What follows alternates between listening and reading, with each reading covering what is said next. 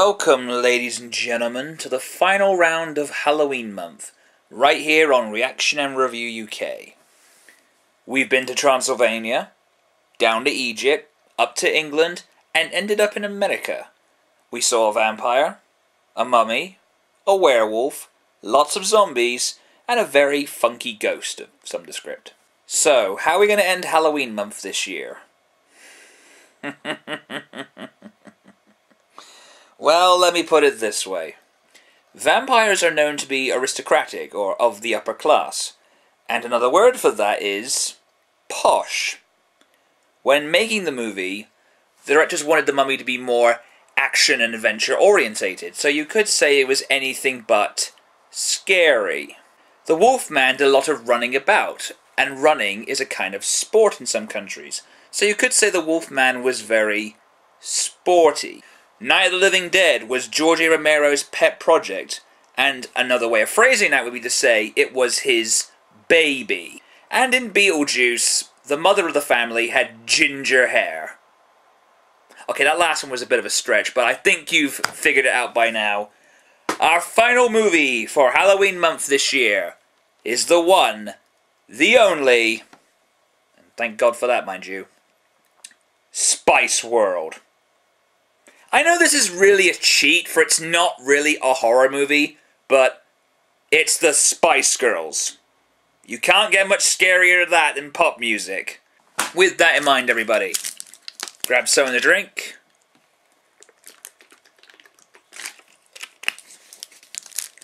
It's time to kick back, relax, and enter Spice World.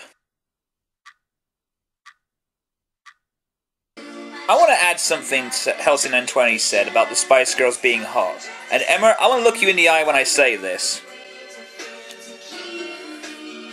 What drugs do you take? So, standing around, smiling for pictures, and asking a lot of dumb questions. So, just a normal business morning for Mitt Romney then.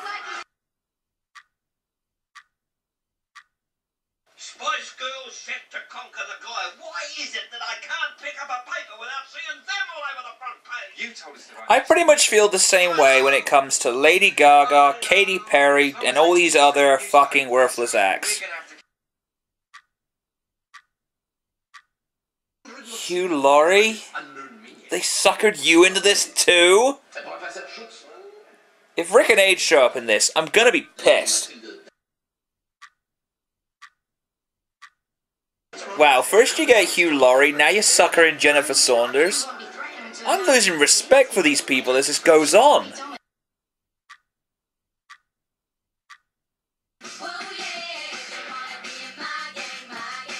If you know who came up with this song, this is very awkward now. They got Michael Barrymore as well? There's a joke I can make about swimming pools, but it's too easy. Like self-respect and our freedom for a start. The fucking irony about that, it's so delicious it should be fattening.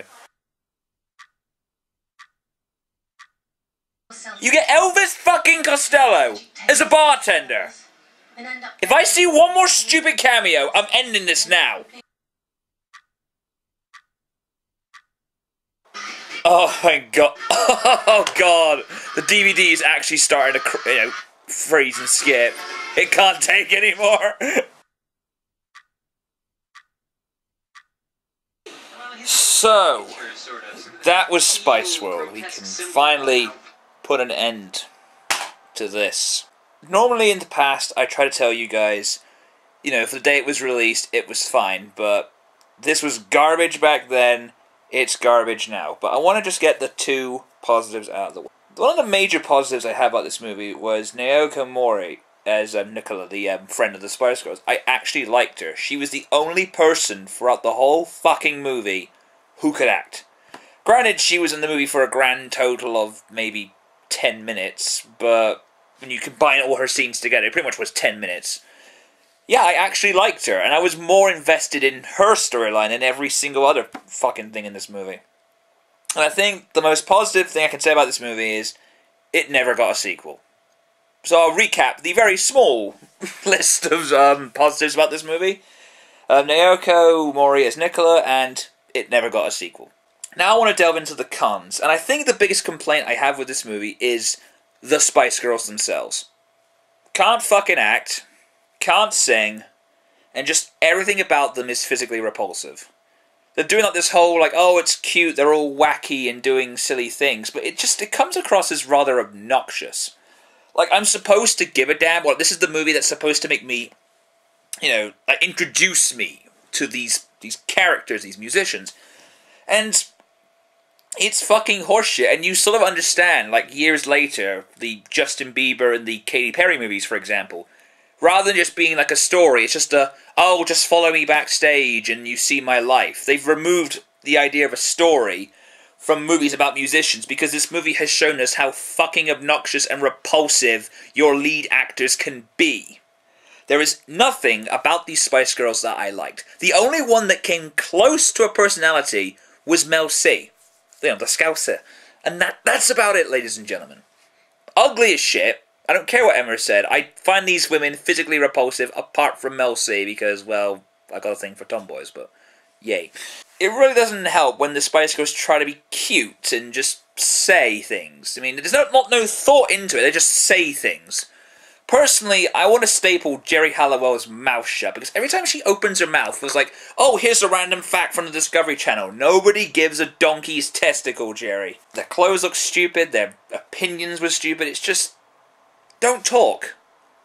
Don't sing, just stand still. If this whole movie was 93 minutes of them just standing still, not saying anything, not doing anything, just standing still, that would have been tolerable. Bottom line, just to sum up the Spice Girls as a whole, they are terrible, terrible actresses, they're terrible musicians, with the lone exception of Mel C, who I'm willing to tolerate.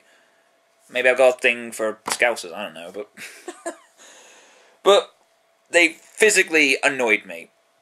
I think it's safe to say I hate them more than Lady Gaga, I hate them more than Katy Perry, I hate them more than Kesha, I hate them more than any act that's big at the moment. You pick a big musical act now, I'll tell you, I hate the Spice Girls more than that singer.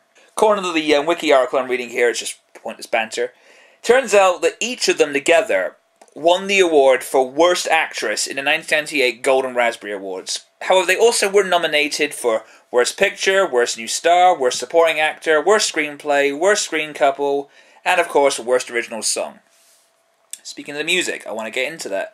One of the problems I have with this movie is the entirety of the soundtrack is their own music. Now, you'll probably say something like, well, rightfully so. I mean, it is a movie about musicians, so it should have their music. But the problem with it is, like, maybe the odd one or two would have been fine, but the whole fucking soundtrack is primarily their music.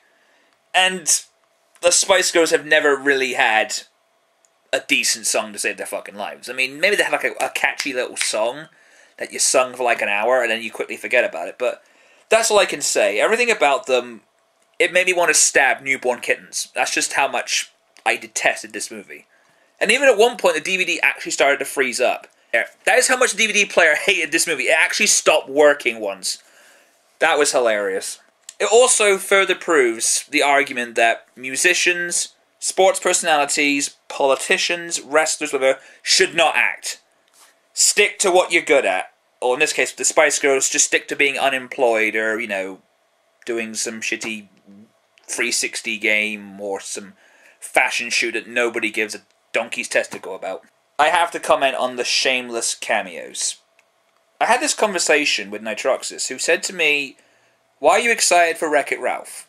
The reason I'm excited for Wreck-It Ralph is because it's honouring, years and years of gaming history, and it kind of makes sense for those characters to be there, in a similar vein to Who Framed Roger Rabbit and Toy Story. The problem with this movie and so many other movies is, let's just throw in a random celebrity or famous person for no reason whatsoever. I mean, I got the list here. I mean, people like Jonathan Ross, Elvis Costello, Elton John, Bob Geldof, Bob Hoskins, Jennifer Saunders, Hugh Laurie, Stephen Fry, Meatloaf. Michael Barrymore. It's just like, what are you people doing in this movie? And Roger Moore, I am appalled, sir. You gotta say yes to this? You're Roger fucking Moore. You've got to say yes to this movie? Ah, Jesus Christ. And Jules Holland. What the fuck, man? What the fuck? They just throw him in this movie, and I understand to them, it's just like, oh, it's a bit of harmless fun, you know, that sort of shit. But people like me are left horrified. You know, seeing people that I kind of respect in garbage like this. So, the Shameless Cameos were fucking terrible. And you feel like they didn't even know they were in a movie. Like, oh shit, there's a camera? Oh, I'm in a movie. Cool. How big are those fucking paychecks? I want to know. What is in that paycheck that makes you say yes to garbage like this? The movie, at one point, got very cliche. I mean, they're staying in this huge mansion, and they have to do the Haunted Mansion cliche. They go wandering in the woods to take a whiz, apparently, and so they have the cliche, aliens come down. Just... And then, you know, the whole scene when they're pitching that movie, then it's actually happening, when they're on the bus, and there's a bomb. It's like, it's just so generic, and the whole Rocky scene.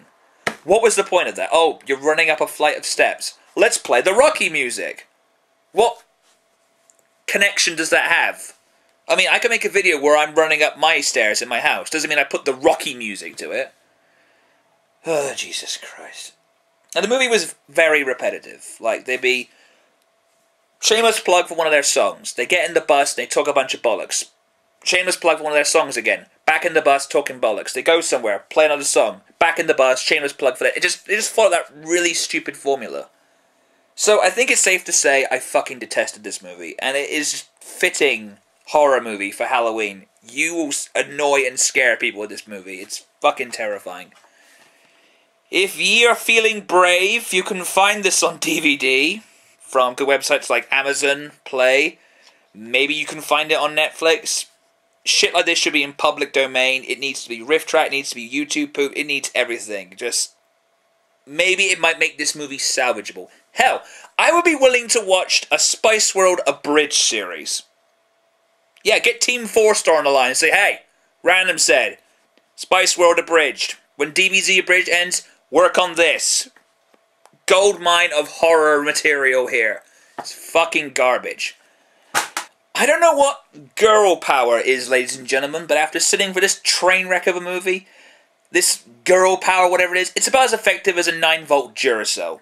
With that in mind, ladies and gentlemen, we come to the end of Halloween month, right here on Reaction Review UK. And as always, put your movies in favourite from first being good and sixth being last. I have been Random. Requests are going to be coming back. Take care. And I'll see you all in the near future. Trick or treat!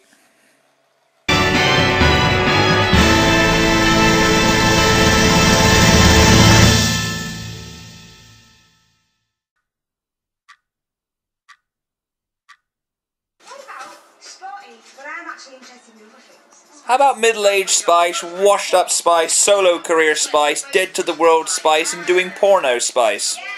Oh, that's what you are now. My mistake.